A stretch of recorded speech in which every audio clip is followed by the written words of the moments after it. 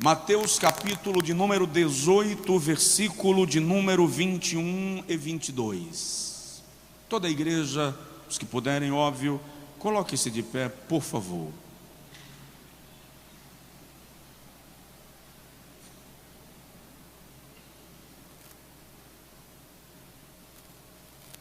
Mateus capítulo 18, versículo 21 a 22 diz assim: Então Pedro, aproximando-se dele, disse: Senhor, quantas vezes pecará meu irmão contra mim e eu lhe perdoarei?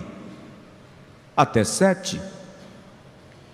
Jesus lhe disse: Não te digo que até 7, mas até 70 vezes 7. Dá para dizer amém? Amém? Dá uma olhada no irmão que está do seu lado e diz para ele assim: não insista, eu não quero brigar com você.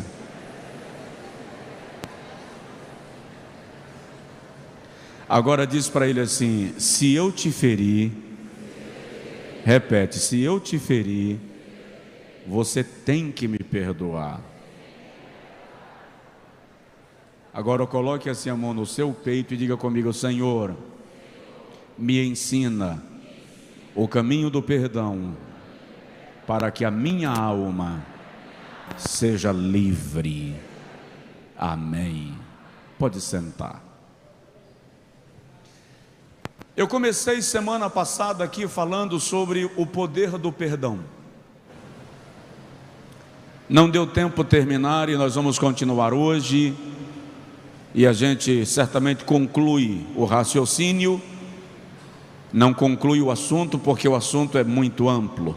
Tem muito a aprender sobre ele. Eu citei aqui uma frase de um pensador que disse: perdoe sempre os seus inimigos, porque nada os aborrece mais. Já citei para os irmãos algumas vezes uma fala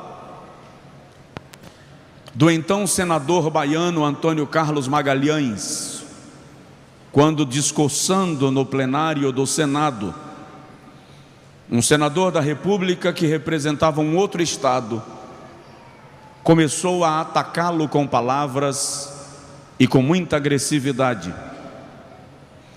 O senador baiano deu uma pausa, olhou para o outro senador que lhe atacava e disse: vejo que Vossa Senhoria me odeia, e se Vossa Senhoria me odeia, então Vossa Senhoria é meu escravo.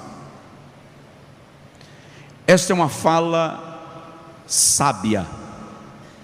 Você é escravo daquele a quem você odeia, daquele por quem você nutre algum tipo de ódio. Está comprovado cientificamente que algumas enfermidades estão intimamente relacionadas com a falta de perdão. Jesus chegou a ensinar que é melhor dar a outra face e apanhar a segunda vez do que reter o inimigo com as cordas do seu ódio. Eu disse aqui semana passada que quando você retribui um mal, quando você se vinga por um mal sofrido, você ativa o gatilho da lei da compensação. É assim: se eu te bati e você não me devolve, a minha consciência me diz que eu tenho uma dívida com você. Mas se você me devolve, a minha consciência diz que nós estamos quites, porque o mal que eu te fiz, você fez também. Então há uma quitação, e não há uma cura, mas há uma maquiagem do sentimento, e a lei da compensação está em ação. Não há remédio para a mágoa que não seja o perdão. Se você vingar-se você não sente o seu coração aliviado, você continua revoltado. Se o indivíduo que te feriu morrer sem que você o tenha perdoado, o teu coração fica insatisfeito, porque ele morreu, mas você ficou ferido e não teve compensação. Eu falei aqui com os irmãos de uma senhora que me procurou, odiando gravemente o marido, que já havia morrido há 8 anos, e ela ainda o odiava ao ponto de dizer: eu queria desenterrá-lo e pisar no esqueleto e dizer para ele: miserável, você morreu e eu fiquei viva. Eu disse para aquela senhora: tenho dúvida se só o seu marido morreu e se a senhora também não já morreu com ele. A diferença é que um deitou e o outro ficou em pé, porque o ódio te mantém respirando, mas isso não significa que é vida, é tortura, é sobrevivência, e você não tem necessidade de carregar o fardo da amargura no seu coração. Diga aí para o seu vizinho: esse fardo não é seu, esse fardo não é seu.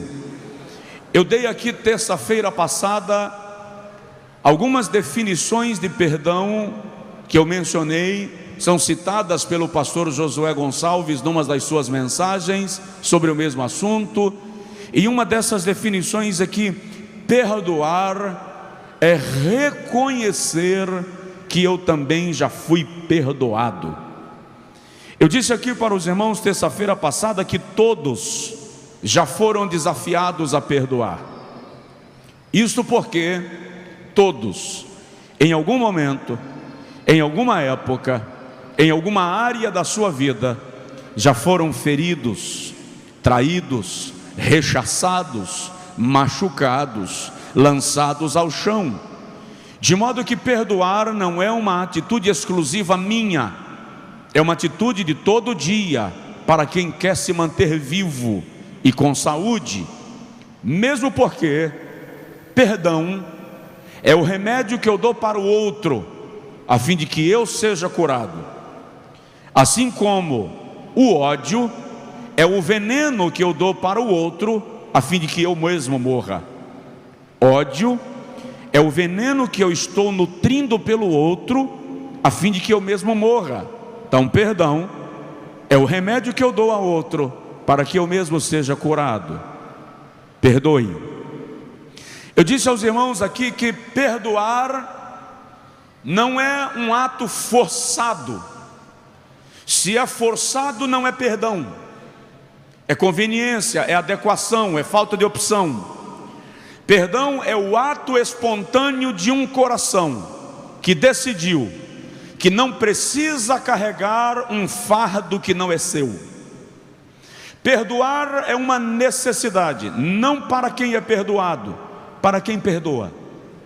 Então a palavra que eu disse aqui semana passada foi: um dos grandes entraves do perdão é que nós ficamos esperando que quem nos magoou venha humilde, e às vezes a gente até quer que o tal venha humilhado, e na Bahia tem uma expressão assim: com o rabo entre as pernas, para pedir perdão, porque a lei da compensação de novo aparece. Quando alguém vem humilhado me pedir perdão, eu me sinto maior do que ele, e na condição de perdoá-lo, porque ele está dependendo de mim. Biblicamente, perdoar é a atitude que eu me disponho a fazer, sem depender que o outro se arrependa. Perdoar é algo que eu ofereço a quem me feriu, sem depender que ele ou ela se arrependa. Presta atenção, tem gente que te feriu e que não vai se arrepender, porque o seu coração está tomado de amargura, de feridas, de dura cerviz. Então presta atenção, normalmente quem te feriu está com uma ferida não tratada, Não deixe a sua ferida se transformar na ferida igual a de quem te feriu. Seja curado. Uma outra coisa que nós precisamos entender é que quem nos fere nem sempre percebe que nos feriu.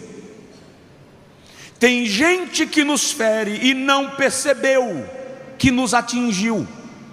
Então, perdoar é uma ação da minha proatividade, é a minha iniciativa para ser abençoado e abençoar a vida de outrem.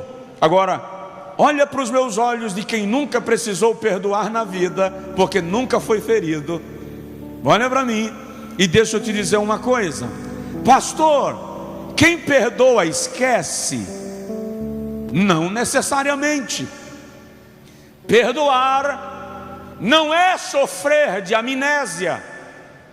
Perdoar é lembrar sem ressentimentos. Aquilo já não pesa na minha história, já não me tira o sono. Claro, normalmente, quando você é ferido e precisa perdoar, você desenvolve alguns mecanismos de defesa. E olha para mim que eu serei grave agora. Às vezes, um mecanismo de defesa é se afastar, é recuar. Porque perdoar não significa disposição de se transformar em vítima a segunda vez, a terceira vez, a quarta vez. Então, às vezes, por segurança, é mais interessante recuar para não padecer outra vez. Lá na frente, o próprio Deus vai trabalhar e fazer todas as coisas convergirem para o seu devido lugar, dentro daquilo que Ele mesmo propôs para a nossa vida. Então, por favor, dê uma provocada de leve no seu vizinho e diz para ele assim: aceite a ideia de perdoar.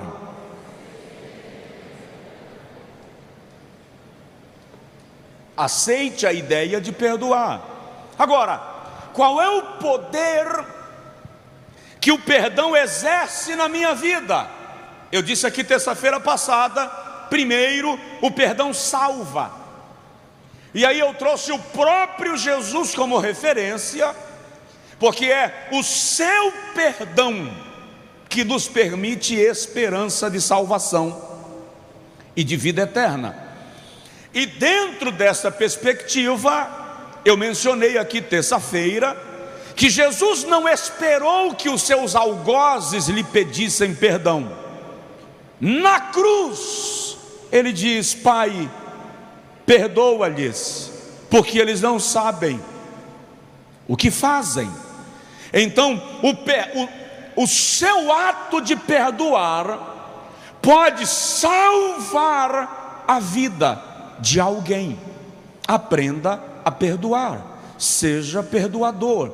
A Bíblia diz que quando você perdoa, quando você pratica amor sobre a vida daquele que te aborrece, sobre a vida daquele que te faz o mal, você amontoa brasas de fogo sobre a sua cabeça. A expressão literal ali é colocar um travesseiro de brasas. Imagina quem conseguiria dormir com a cabeça em cima de um travesseiro de brasas. Então, se alguém te feriu, oferece um travesseiro de brasas. Eu lembro agora de um casal de irmãos que era muito perseguido por um vizinho, por uma vizinha, e o vizinho perturbava muito, incomodava muito, infernizava bastante. E um dia, no Natal, o vizinho mandou uma panela para eles com alguma substância dentro. E eles imaginaram que o vizinho era Natal, de repente tinha mandado um prato de comida para estabelecer paz, para romper com a barreira e a dificuldade. Quando eles abriram a panela, dentro da panela havia fezes de cavalo, de gado. O vizinho estava provocando em pleno Natal. A esposa lavou a panela, bem lavada, pegou uma macarronada suculenta, colocou dentro e devolveu, e em cima colocou um bilhete: cada um dá o que tem. Cada um dá o que tem. Pergunta para a pessoa que está do seu lado aí: o que você está dando? O que você está dando? Porque cada um dá o que tem. Então o perdão salva. Eu disse aqui terça-feira passada que o perdão nos assemelha a Cristo.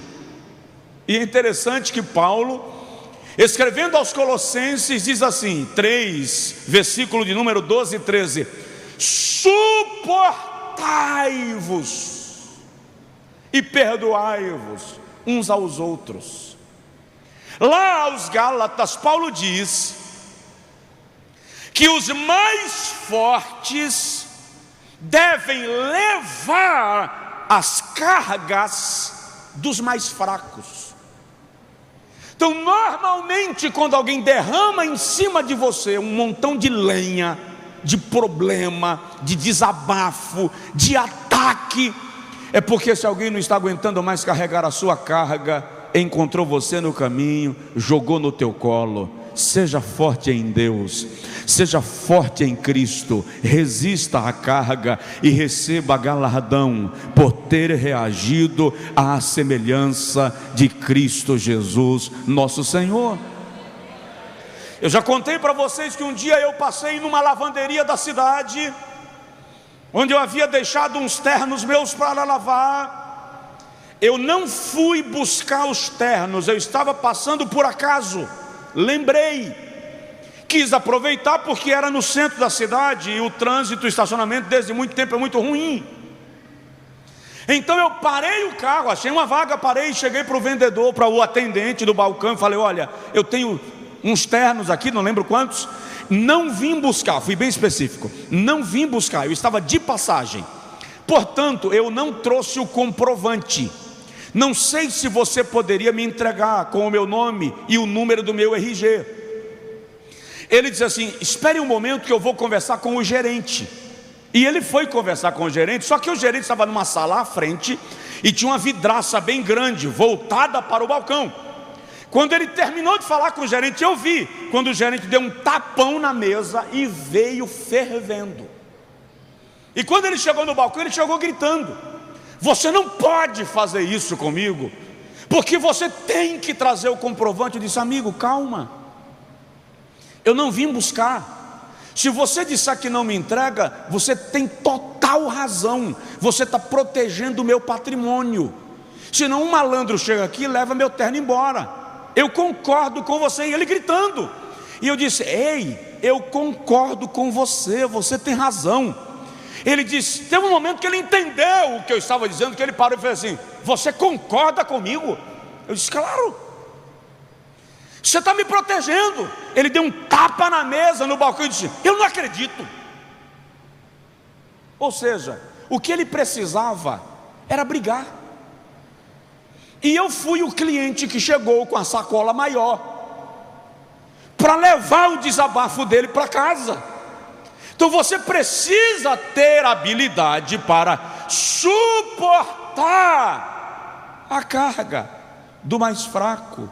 Coloca a mão no peito assim e diga comigo assim: Jesus, me ajuda, porque tem dia que eu tenho vontade de soltar os pitbulls, tudinho. Pede graça, respira, se assemelhe a Jesus, de maneira que haja em vós o mesmo sentimento que houve também em Cristo Jesus, seja parecido com Ele. Dá para dizer amém? Terceiro lugar, eu falei aqui terça-feira passada que o perdão se multiplica. E isso aqui é grave, porque Jesus diz que aquele que não perdoar aos homens as suas ofensas, também o Pai Celestial não lhe perdoará. Quantos aqui têm certeza da sua salvação? Levanta assim a mão. Da sua salvação em Deus, em Cristo Jesus. Ok, muito bem. Se você odeia alguém, Jesus está dizendo que a sua salvação está em questão.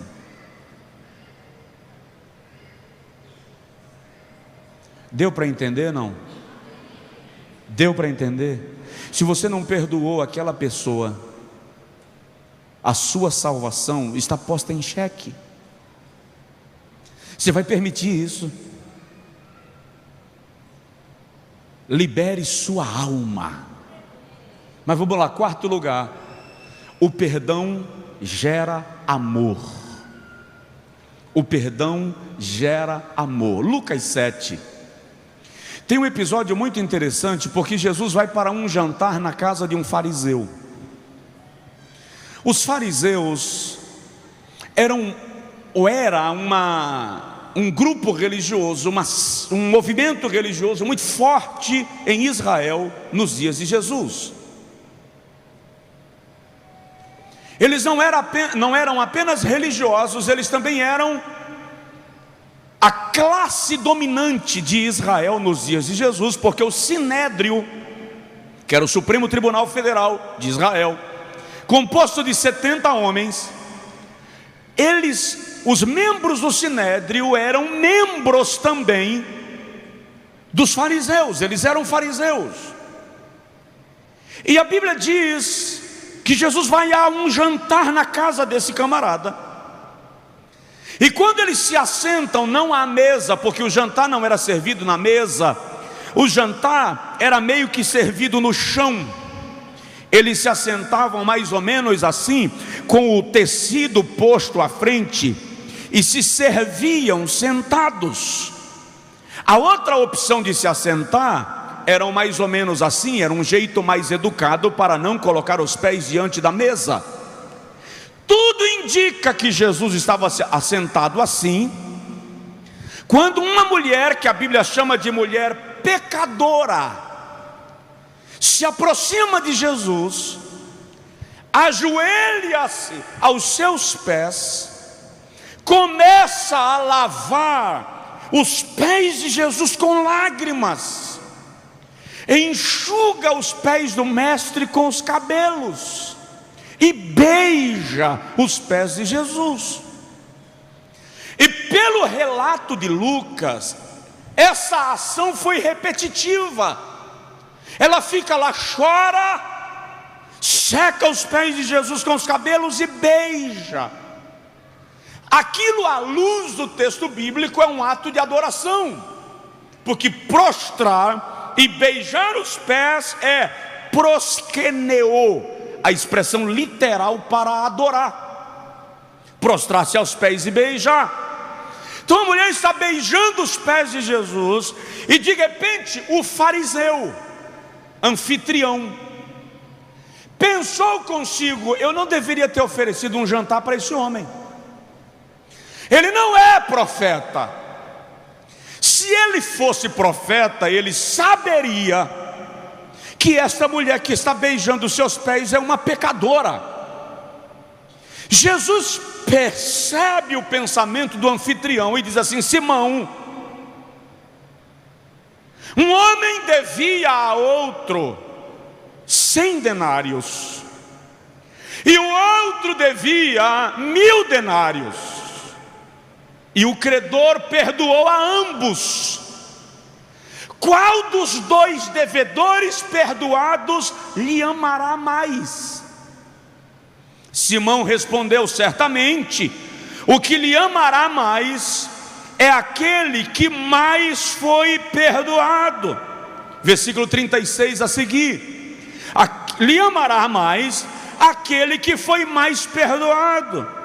Jesus então diz assim: eu entrei na tua casa e tu não me lavaste os pés. Versículo 47: mas esta mulher lava-me os pés com as suas lágrimas. Tu não me oferecestes uma toalha para secar-me os pés. Jesus está falando de uma lei de protocolo, porque quando a visita chegava, o dono da casa dispunha de um servo para lavar-lhe os pés e secar-lhe da poeira da viagem. Oferecia conforto. Aí ele diz: você não me deu uma toalha, mas ela seca os meus pés com os seus cabelos e os beija. Por que os beija? Porque tu não me saudaste com o ósculo. Porque Simão não saudou Jesus com o ósculo? Porque Simão era fariseu. Jesus é o grande pregador contra o farisaísmo. Então Simão não estava oferecendo um jantar por amor. Simão estava apenas querendo cumprir um protocolo qualquer e fingir uma aproximação. Aí Jesus diz: mas essa mulher beija-me os pés. Pelo que eu te digo, que perdoados são os seus pecados.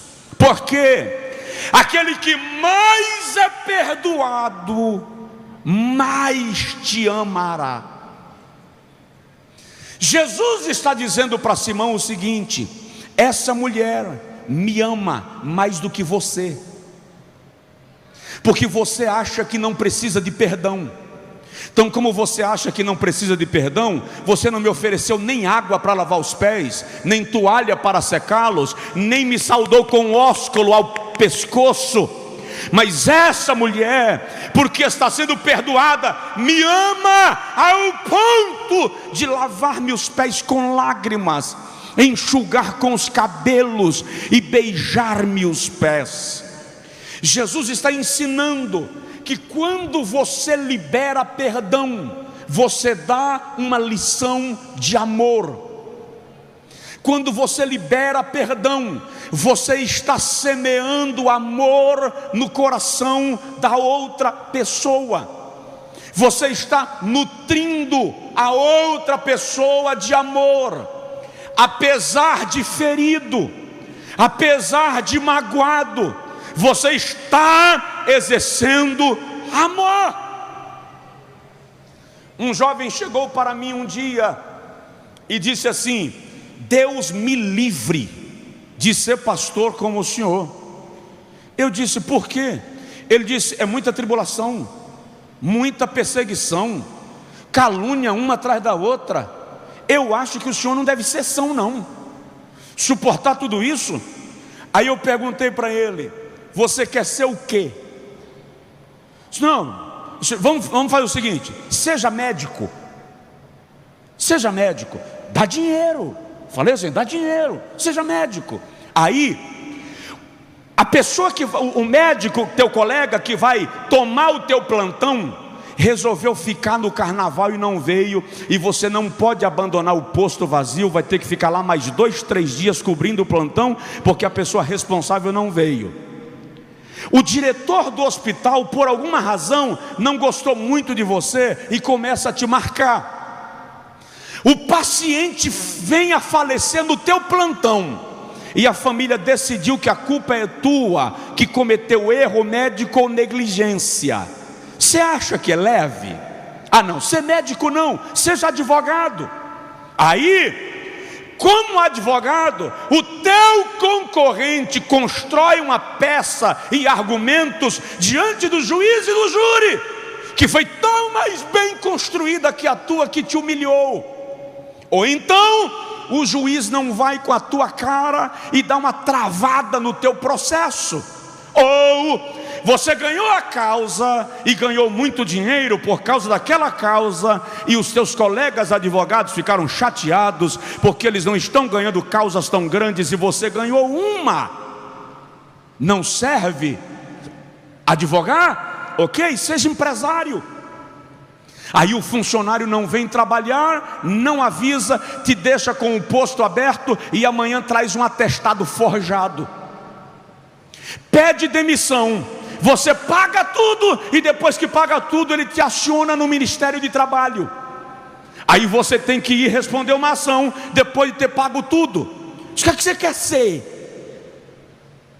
Decida.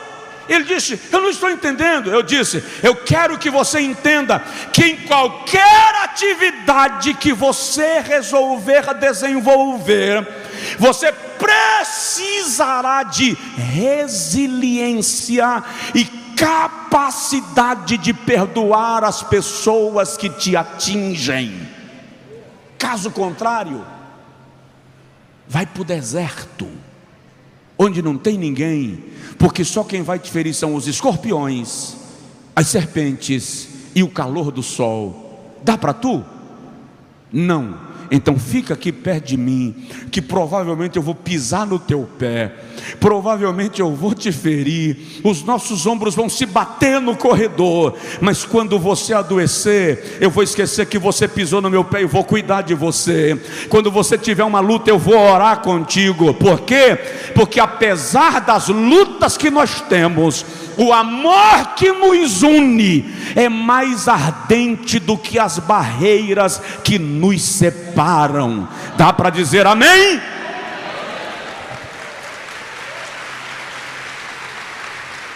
Então, quando você ama, você gera amor.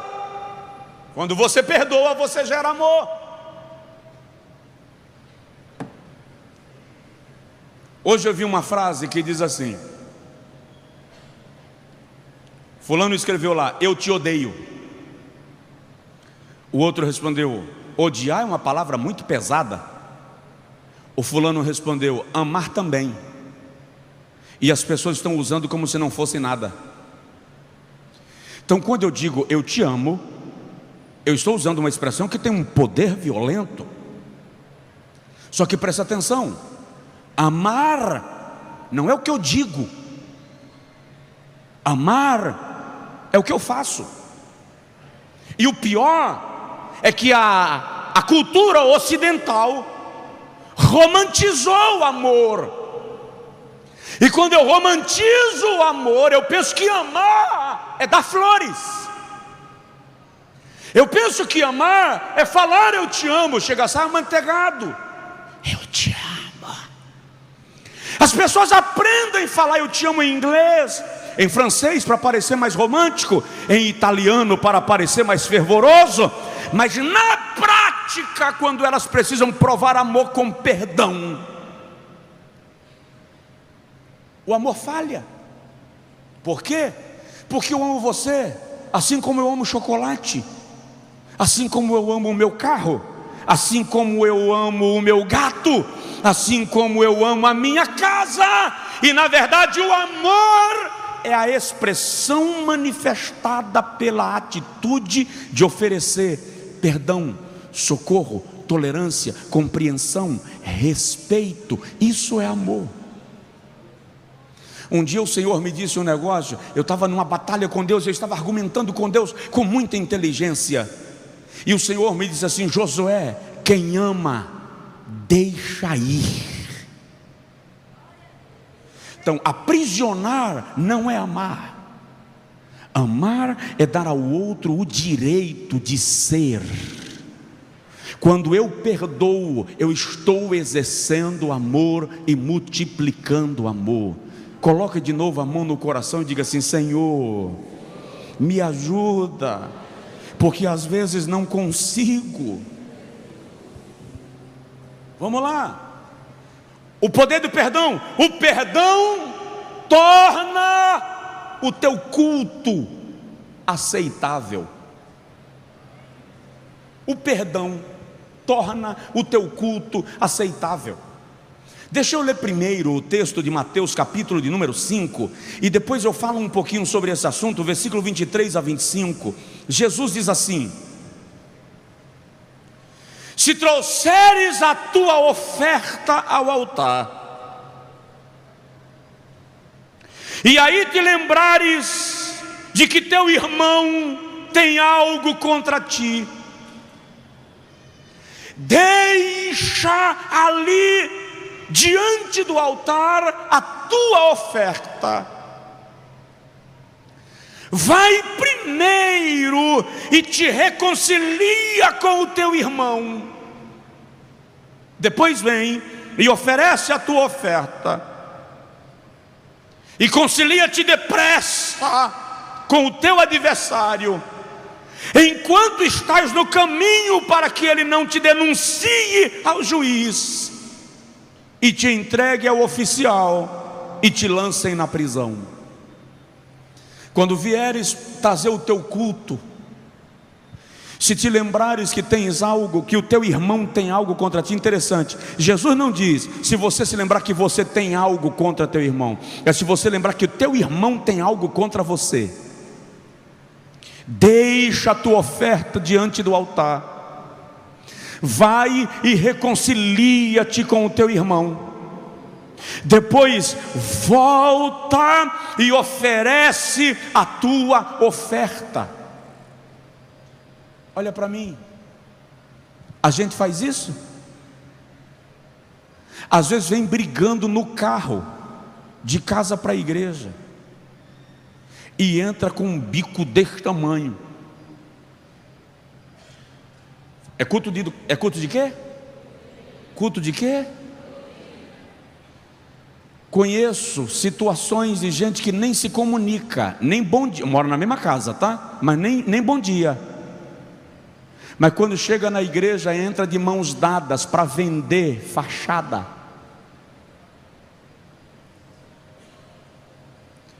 Para vender imagem. A questão não é aí, a questão é: o meu culto está chegando diante de Deus? Pastor, por que eu estou na igreja desde que ela foi fundada e nada muda na minha vida? Por que será? Deus está falando com alguém? Pastor, por que será que o poder cai e eu não sinto nada? É porque eu sou mais racional do que os outros? Seu coração está entulhado de coisas que impedem o Espírito Santo aceitar teu culto. Não perca a viagem para a igreja. Não perca seu tempo de vida e fé. Já que é para servir a Deus, tire todos os obstáculos. Já que é para servir a Deus, tire todas as cercas e diga: eu vou servir a Deus em plenitude e nada vai bloquear a minha comunhão com o céu. Aleluia!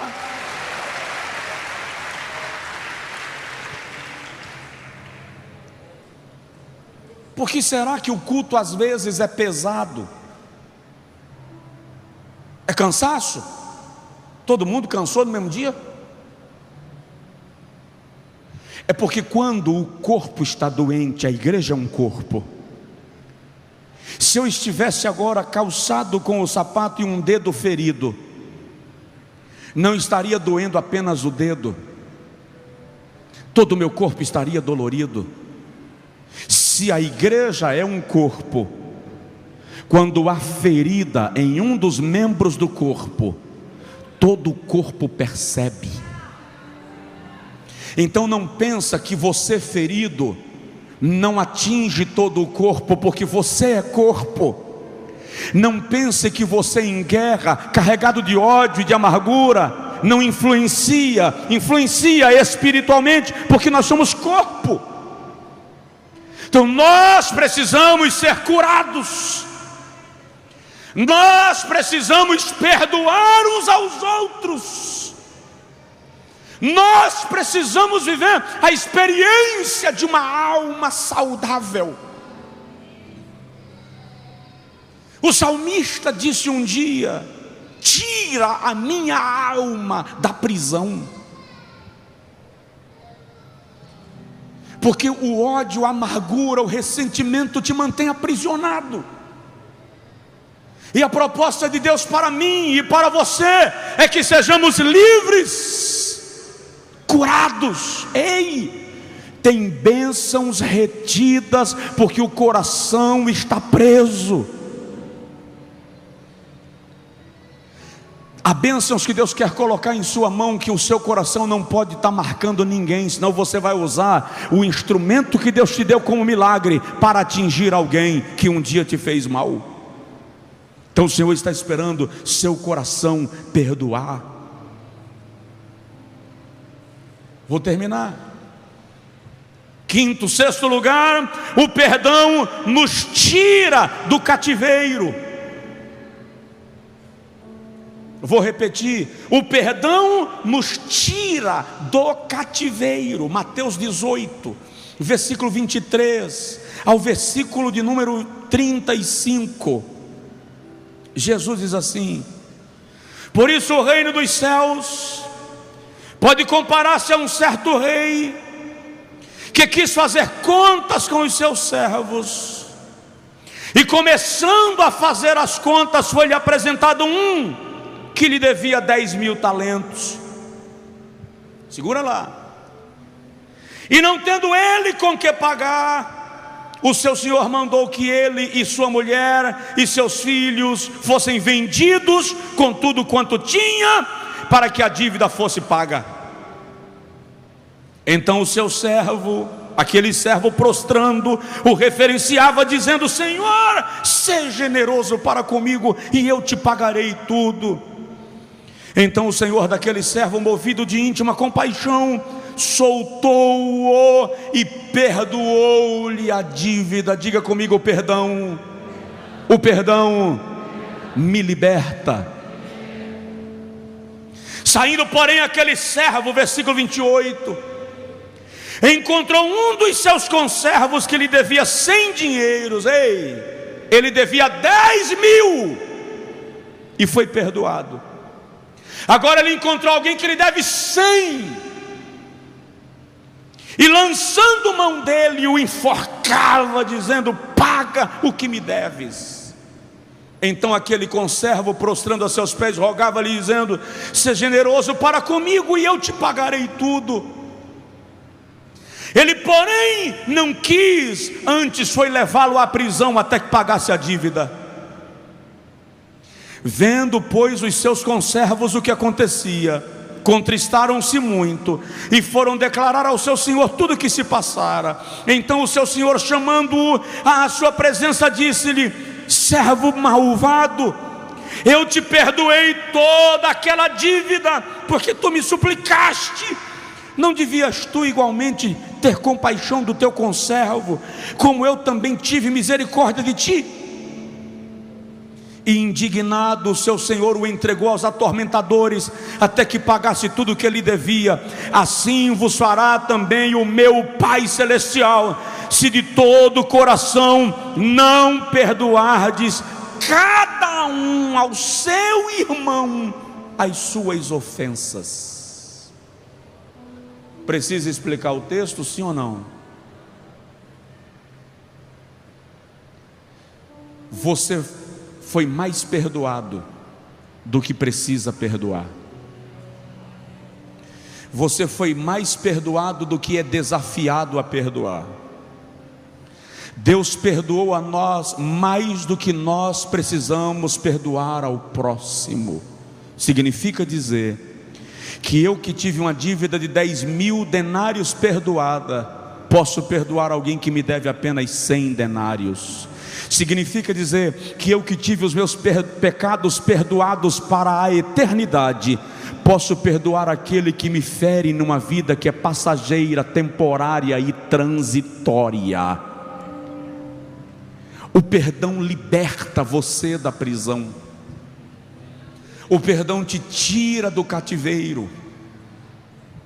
Eu lembro, Benihim conta que ele foi orar por uma mulher possessa de demônios. E alguém disse para ele: todos os grandes evangelistas que vêm aqui oram por essa mulher e ela nunca é liberta. E quando ele estava orando e repreendendo o demônio na vida daquela mulher, o Espírito Santo falou com ele: ela não será liberta enquanto ela não decidir perdoar a irmã dela. E ele esperou que ela se recompusesse e perguntou para ela: como está o seu relacionamento com a sua irmã? E aí ela confessou que era inimiga da irmã dela desde a juventude, por causa de uma briga, por conta de um namorado que ela tinha, e que o namorado passou a namorar com a irmã dela, e ela se sentiu traída duplamente, e nunca perdoou a irmã. A mágoa água abriu uma brecha para o diabo se apoderar dela e estabelecer uma opressão. Eu fui orar por um homem certa feita, câncer, estado terminal, pastor. E quando eu cheguei, eu estava chegando de viagem, e alguém me disse: pastor, vem cá orar, porque Deus falou que quando o senhor orar, ele vai ser curado. Eu estava chegando quase meia-noite de viagem, e fui direto para lá. Se quando eu orar o camarada vai ser curado, eu não posso deixar ele mais uma noite doente, é covardia. Quando eu cheguei na casa, a mãe dele disse assim: pastor, todo mundo que vem usar, Deus revela que ele vai ser curado e vai voltar para o altar e vai profetizar, e Deus vai usar muito. E agora o Senhor falou que se o senhor orar por ele, ele vai ser curado e vai confirmar todas as profecias. Eu entrei no quarto, e quando eu cheguei à beira da cama e comecei a orar, na hora o Espírito Santo me disse: eu não vou curá-lo, ele vai morrer. Aí eu mudei a oração, e eu fiquei assim: Senhor, faz a tua vontade, guarda o teu servo. Se houver alguma coisa na sua vida que o impede de desfrutar da tua comunhão, trabalha. A mãe dele, experiente, cristã de muitos anos, uma senhora de quase 80 anos, percebeu que a minha oração mudou. Quando eu parei de orar, ela disse assim: o senhor não orou por cura. Eu disse: a senhora me dá licença para eu ficar só com ele?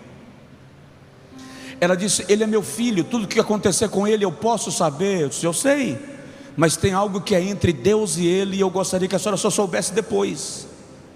A senhora sai só um pouquinho. Quando ela saiu, eu perguntei para ele: querido, qual é o obstáculo que impede o Senhor te levar para a glória? Porque ele me disse que não vai te curar. Ele me disse que você vai morrer. E ele me disse que ainda não te levou porque tem uma coisa que atrapalha a tua salvação. As lágrimas correram. Ele disse: pastor, eu sei que Deus não vai me curar. Ele também falou comigo. Eu sou inimigo da minha irmã há 18 anos. Ela mora em outro estado, e há 18 anos nós não damos uma palavra um com o outro. Pastor, eu disse para ele: ligue para sua irmã, mande ela vir, se retrate. Assim que isso for corrigido, o senhor vai descansar da dor, do sofrimento, e vai adentrar no paraíso de Deus. Eu mandei a mãe entrar e disse à família: precisa haver reconciliação. Telefonaram para a irmã dele na madrugada. Ela embarcou na capital onde morava no mesmo dia pela manhã, e chegou por volta no início da tarde em Feira de Santana. Se reconciliaram, houve festa. O parente dele que havia me pedido oração me escreveu e disse: pastor, há uma festa na minha casa, há um avivamento, houve uma reconciliação extraordinária. Eu disse: aleluia, glória a Deus. Terça-feira à noite eu saí do culto da nossa igreja e fui para casa. 1h da manhã chegou uma mensagem: pastor, o meu tio descansou na eternidade. A barreira era a falta de perdão.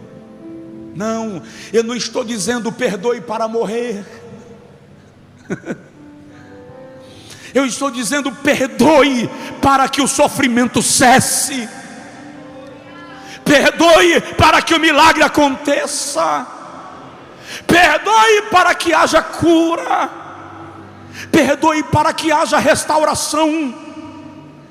Perdoe para que essa sequência de tragédias pontuais na sua vida acabem.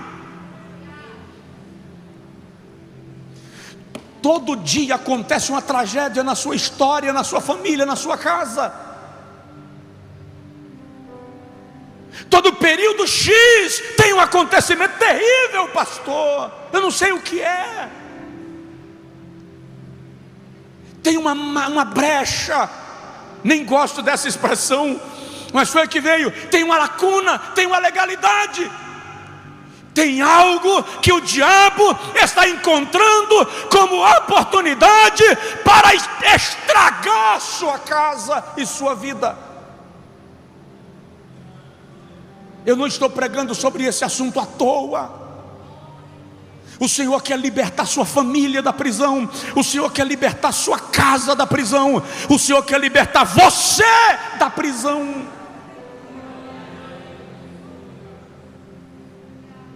Aleluia. O perdão quebra a prisão. Preciso parar. O perdão rompe a algema. Já foi embora, já morreu. Pastor, se a pessoa já morreu, como é que eu perdoo? Como é que eu digo? O que eu faço para comunicar o perdão? Vai diante de Deus. Senhor, eu não tenho como mais pedir perdão à pessoa, ou como perdoá-la, mas diante do teu altar, eu determino que a minha alma está livre desta dor, está livre desta mágoa. Tenho me encontrado com filhos que não prosperam, porque não conseguem perdoar o pai ou a mãe. Tenho encontrado empresário que não consegue dar certo nos seus negócios, porque ele não quer prosperar por causa de uma bênção, ele quer prosperar para provar para para provar para o antigo sócio que ele consegue. Isso é expressão de mágoa. Destrava a tua vida nesta noite. Destrava a tua alma nesta noite. Ei, Deus, pelo Espírito Santo, eu sou apenas o canal que Ele está utilizando esta noite para dizer para você que Ele está diante da gaiola emocional que te aprisiona,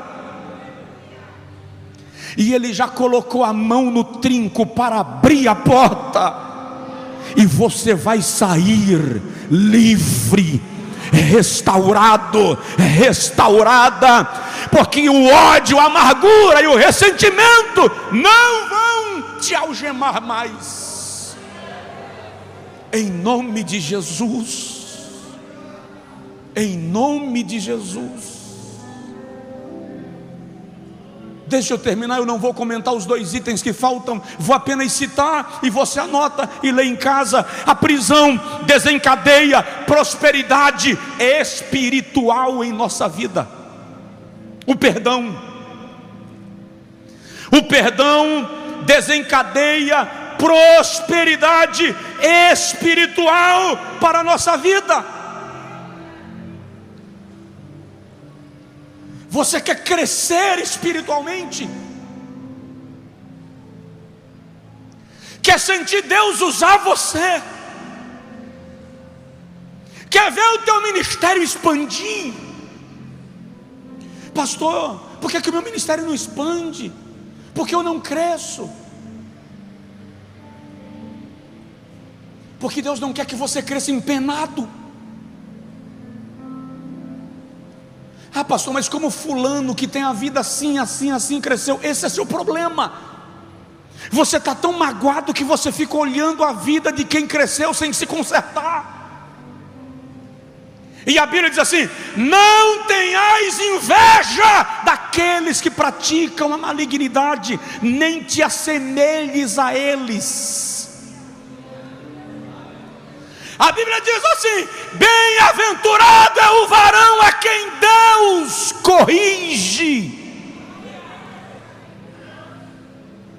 Se Deus te corrigiu para depois você crescer, agradeça, porque se você crescesse mal afrojado, empenado, torto, empenado, você iria chegar ao final sem chance nenhuma. quando Deus te trava, te leva para a bigorna, te trata na casa do oleiro, te leva para o ferreiro para consertar a tua vida, para depois você crescer. Ele está dizendo: você vai até o fim, você não vai parar no meio do caminho. Há um crescimento espiritual reservado para você. Hebreus 12:15. Tendo cuidado de que ninguém te prive da graça de Deus, ninguém se prive. Tendo cuidado de que ninguém se prive da graça de Deus, e de que nenhuma raiz de amargura brotando vos perturbe, e por ela muitos se contaminem. O escritor está dizendo que quando você deixa a raiz de amargura brotar no coração, você se priva da graça de Deus. Você se priva do que Deus tem para a sua vida. Você mudou de igreja, e da igreja que você saiu, você deixou inimizades. Brigou com o pastor, brigou com o ministério, brigou com a mulher do pastor, brigou com o líder de jovens, brigou com o líder de senhora, não sei. Conserta isso. Não importa quantas igrejas você vai rodar, se você não consertar esse negócio, sua vida espiritual não prospera. Você vai ficar mudando de igreja de ano em ano, e em toda igreja que você chegar, você vai encontrar uma razão para sair de lá. Por quê? Porque o problema não está na igreja, o problema está naquilo que você trouxe no coração, magoado, ferido e amargurado.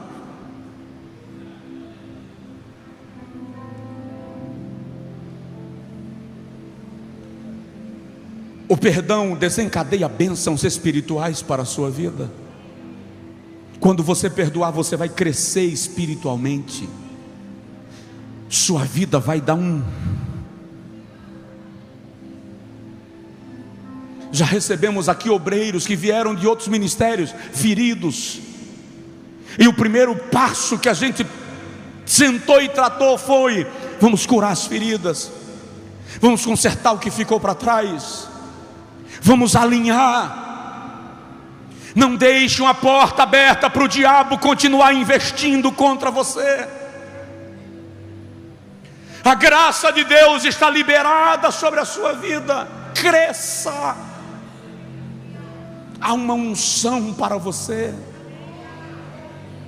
e a falta de perdão pode estar detendo essa liberação da autoridade de Deus na sua vida.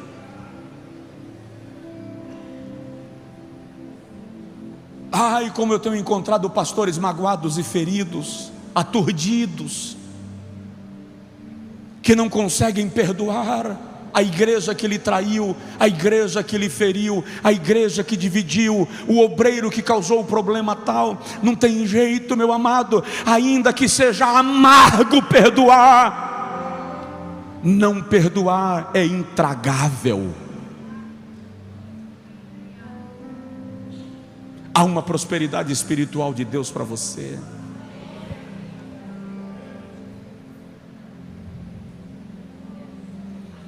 E essa prosperidade espiritual depende do perdão. Perdoe. Perdoe.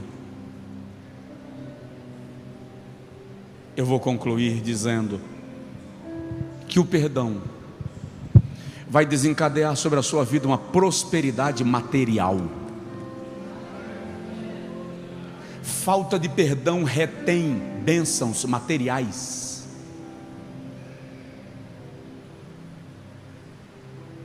Imagine que José chega no Egito escravo, mas a sua disposição de perdoar lhe livra. José não fica preso na masmorra. Ele tem que perdoar seus irmãos que lhe vendem. Ele tem que perdoar o próprio Potifar que lhe compra como escravo. Ele tem que perdoar a mulher de Potifar que o caluniou. Ele tem que perdoar o copeiro, colega de cela, que esqueceu dele quando voltou para a sala do rei. Ele tem que perdoar todo dia, mas à medida que ele perdoa, ele sobe. Cada perdão que José libera, ele ganha um degrau.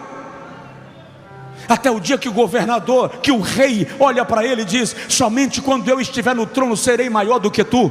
Tu és o primeiro ministro do império, e eu coloco sobre ti o meu anel, a minha autoridade. Presta atenção, o perdão te promove. No dia que o pai de José morre, os irmãos conversam no capítulo 50 e dizem: o que será de nós? José vai se vingar de nós, agora que nosso pai morreu. José os chama e diz: vocês não entenderam, vocês intentaram o mal contra mim, mas Deus o tornou em bem. Quem sou eu para não lhes perdoar? Gênesis 26. Estou agilizando. Abimeleque vai lá e enterra os poços de Isaac. Depois você ouve essa mensagem lá: cavadores de poços. Ele entulha os poços de Isaac e diz para Isaac: vai embora, porque a terra é nossa. Ei, o poço era de Isaac.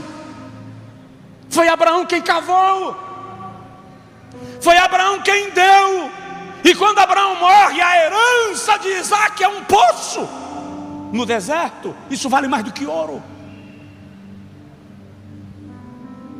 Isaac foi embora, saiu no prejuízo, chegou na região de Gerar, no deserto, cavou outro poço.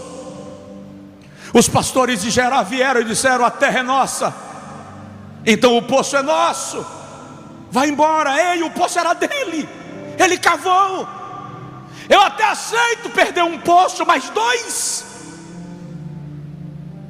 José deixou o poço e foi embora. Isaac, para mais dentro do deserto. Chegou lá, cavou outro poço e deu água de novo. Aqui o Senhor me fez prosperar, ele diz.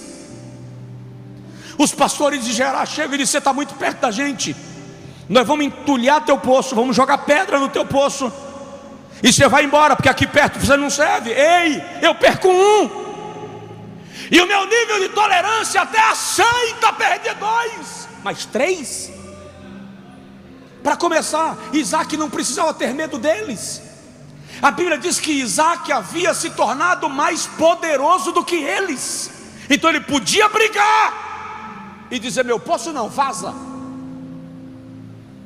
Ele deixa e vai embora, e chega lá na frente, cava outro poço.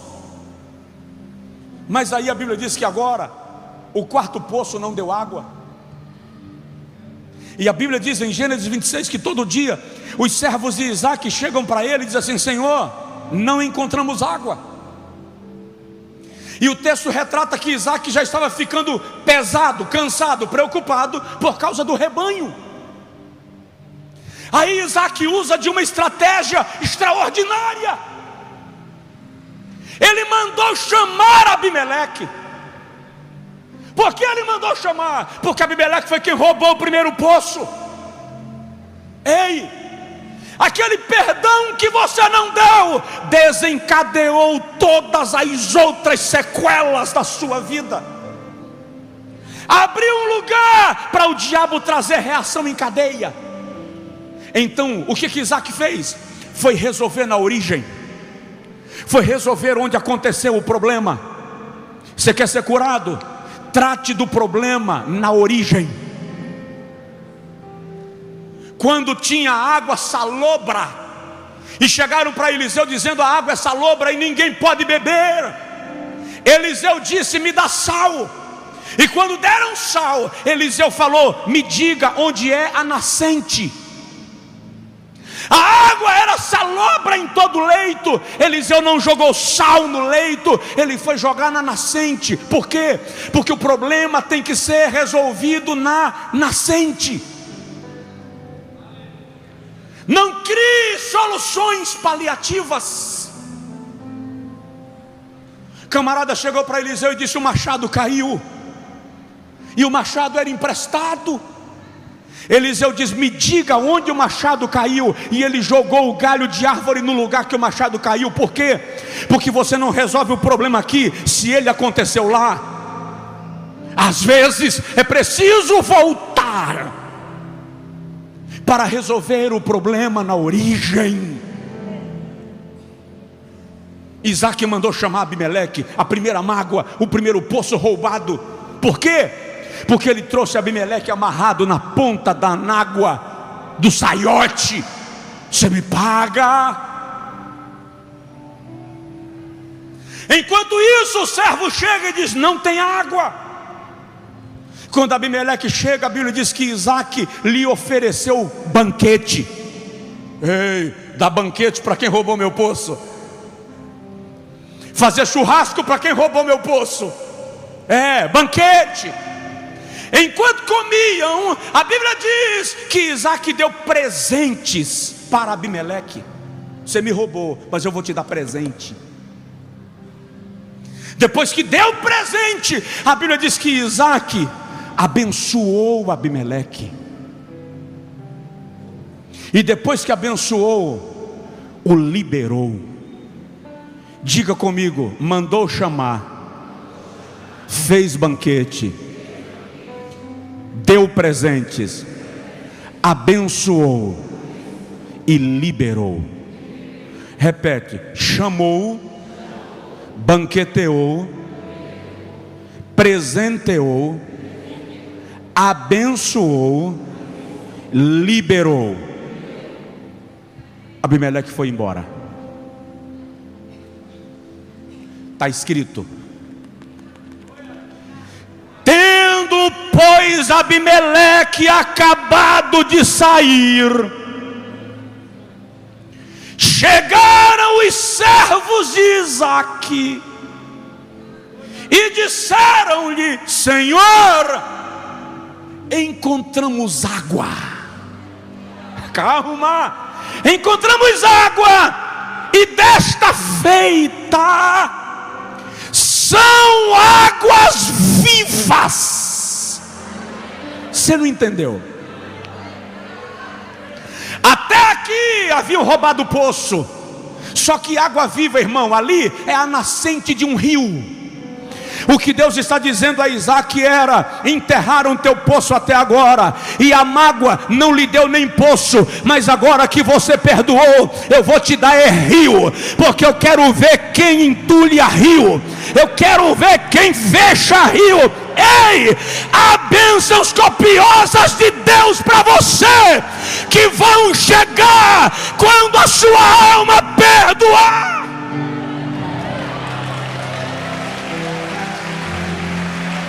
Fica de pé, por favor. O Espírito Santo está te dizendo, o Espírito da graça está te dizendo: você está magoado porque perdeu um poço, e eu tenho um rio para te dar. Ei, o que Deus está querendo te dar é muito maior do que aquilo que você perdeu e que está te travando. O perdão vai abrir caminhos de prosperidade para você. Deus vai te dar mais do que você deixou para trás. Você ainda não me entendeu. Eu estou te dizendo que você perdeu um lenço, e Deus vai te dar um lençol. Eu estou te dizendo que você perdeu uma rapadura, e Deus vai te dar um engenho. Eu estou te dizendo que você perdeu um poço, e Deus está abrindo rios, águas vivas para você.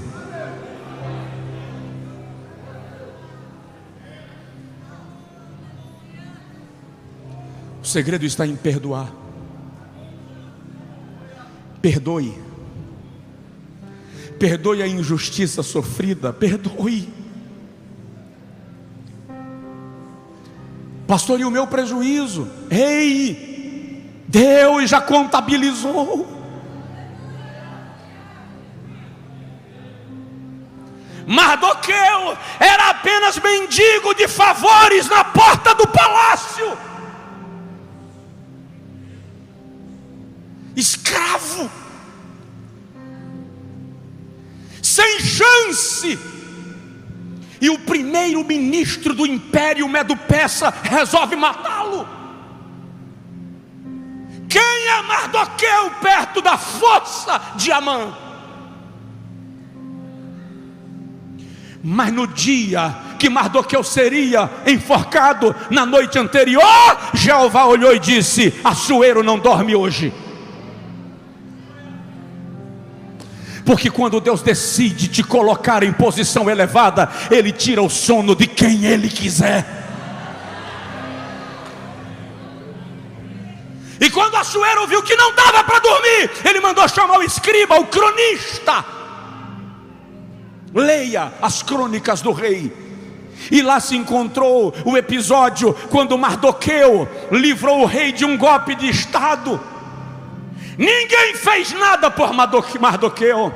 Mardoqueu não foi recompensado, não recebeu prêmio, não recebeu salário, não recebeu hora extra. E o rei perguntou: o que se fez a Mardoqueu por esse bem que me trouxe? E alguém disse: nada. E o rei disse: eu vou dormir. De manhã bem cedo, Amã bate na porta do rei para pegar carta de autorização para a execução de Mardoqueu. E o rei acorda com uma ideia: Amã, o que o rei Assuero deve fazer ao homem a quem ele deseja honrar? Amã pensou: eu sou primeiro-ministro do império, quem mais o rei desejaria honrar senão eu? Então, majestade, o homem a quem o rei deseja honrar deve ser vestido de veste real. A coroa do rei deve ser posta na sua cabeça. Ele deve ser colocado no cavalo do rei, adornado para o rei. E um dos príncipes do império deve sair puxando o cavalo pelas rédeas nas principais ruas da capital, dizendo: assim se faz ao homem a quem o rei deseja honrar, assim se faz ao homem a quem o rei deseja honrar. Assuero disse: gostei da ideia, gostei da ideia. Chama Mardoqueu lá na porta, coloca a veste real nele, coloca o diadema do rei na cabeça dele. Vai lá no Aras e pega o cavalo do rei, e você mesmo adorna o cavalo real. Coloca Mardoqueu sentado nele, e aproveita que tu já está aqui, e tu mesmo sai puxando o cavalo pelas ruas e dizendo: assim se faz ao homem a quem o rei deseja honrar.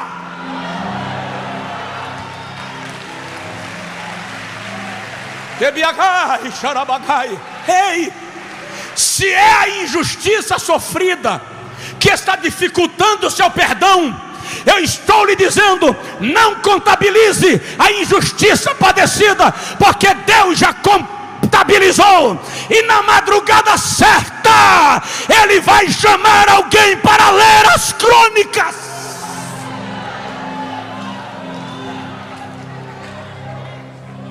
Você vai ser honrado, você vai ser honrada, não porque você precisa de ninguém lhe bajulando, não porque você precisa de alguém humilhado aos seus pés. Você vai ser honrado porque quando você perdoa, você entende que a honra não é quem te feriu se humilhar, a honra é Deus te exaltar.